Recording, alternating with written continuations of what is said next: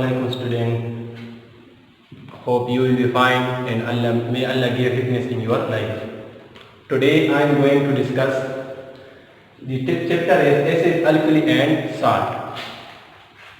First of all, in this chapter we will discuss acid and its chemical and physical properties, base and its chemical and physical properties, solid and its chemical and physical properties और इसकी uses भी, acid and alkali indicator. इस chapter में हम यही topic पढ़ाएंगे। तो first of all हम पढ़ेंगे कि एसिड क्या होता है। एसिड का इंट्रोडक्शन क्या है कि acid word acid is derived from Latin word acidus which mean सोर टेस्ट। एसिड का जो वर्ड है ये एसिडस से डिराइव हुआ है। एसिडस क्या है? एक लैटिनी लफ्ज है जिसका मतलब है सोर टेस्ट। अक्सर हम वेजिटेबल और फ्रूट में जो वेजिटेबल और फ्रूट का जो टेस्ट होता है वो सोर होता है। उस किस वजह से होता है? उसमें बहुत सारे एसिड पाए जाते हैं।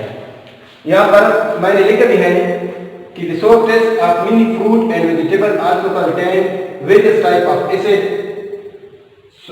The digestive fluid of animal and human also contain acid.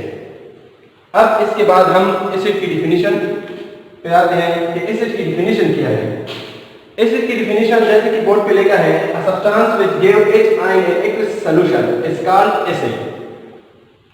वो सब्सटेंस जो हमें सॉल्यूशन में H आयन देता है एक्वस सॉल्यूशन में। एक्वस सॉल्यूशन का मतलब क्या है? एक्वस सॉल्यूशन का मतलब ये है कि जिसमें वाटर का सॉल्वेंट यूज हुआ हो उसको हम क्या कहेंगे?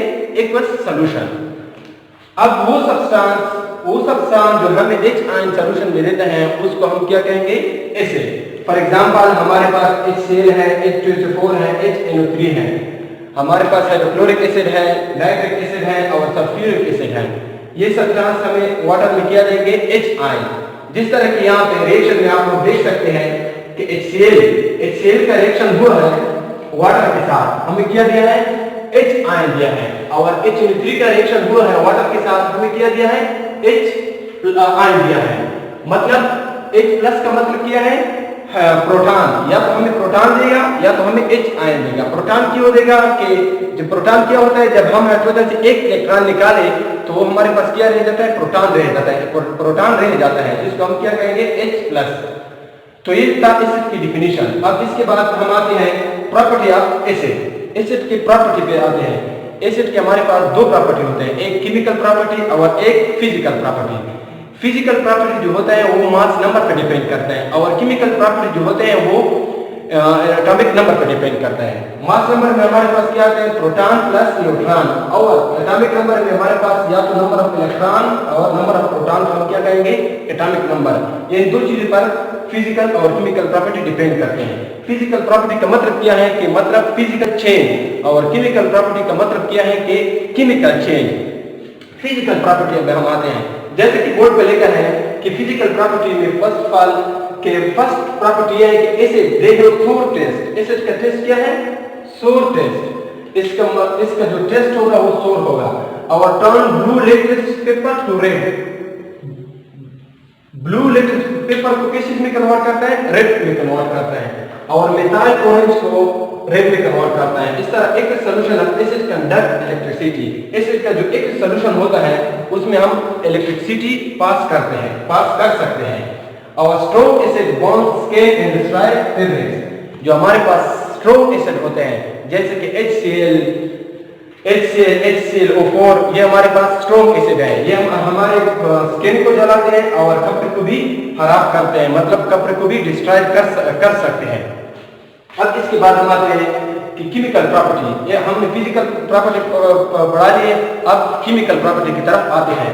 केमिकल प्रॉपर्टी में first of all ionisation, formation of ionisation. Chemical property हमारे पास आयन बनेंगे। फर्स्ट प्रॉपर्टी में क्या होंगे? आयन बनेंगे। किस तरह कि HCl जब वाटर के साथ रिएक्शन करता है तो हमें H plus Cl H ion दे देते हैं और साथ साथ Cl आयन दे देते हैं। तो इस तरह हमारे पास आयन की फॉर्मेशन होता है। इस तरह HNO3 मीन नाइट्रिक एसिड का जब वाटर के साथ ये रिएक्शन करते हैं तो हमें H प्लस आयन देता है और NO3 आयन देता है।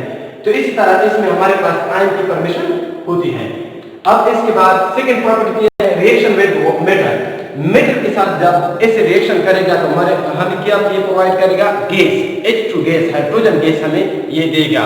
किस तरह देगा कि यहाँ पर देखें कि जिंक ने HCl के साथ रिएक्शन किया है, हमें एक जिंक क्लोराइड भी दिया है और साथ में हाइड्रोजन गैस भी दिया है। इस तरह जिंक क्या है, एक मेटल है, प्लस दूसरे एसिड के साथ रिएक्शन करता है जो कि हमारे पास H2SO4 है, जिसका मतलब सल्फ्यूरिक एसिड। अभी हमें क्या देगा, zinc sulphate plus hydrogen gas और साथ में हमें हाइड्रोजन गैस भी देता है।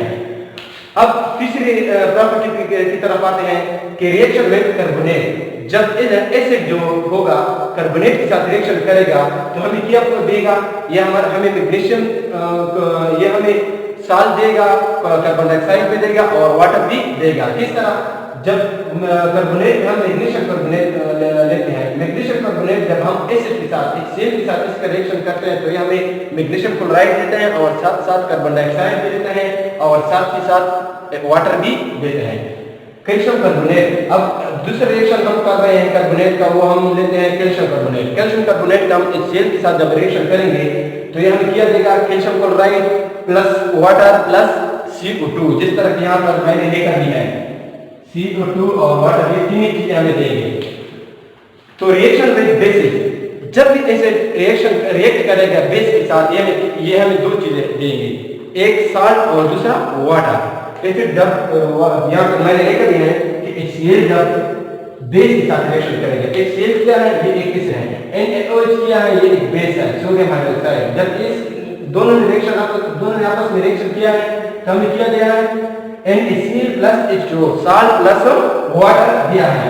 इस तरह हम दूसरे रिएक्शन इसका लेते हैं, सल्फ्यूरिक एसिड का हम KOH के साथ रिएक्शन करते हैं, ये हमें क्या देगा, साल्ट प्लस वाटर। अगर हम इसका उलट लेंगे, न्यूट्रलाइजेशन रिएक्शन का अगर हम उलट लेंगे तो हम क्या कहेंगे उसको, हाइड्रोलिसिस। ये हमारा टॉपिक था। इसे में हमने फिजिकल प्रॉपर्टी पढ़ी है, इसकी डिफिनीशन भी पढ़ लिया और इसके साथ साथ इसकी केमिकल प्रॉपर्टी भी पढ़ ली है। अगर आप लोगों को कोई मसला हो तो आप लोग कमेंट में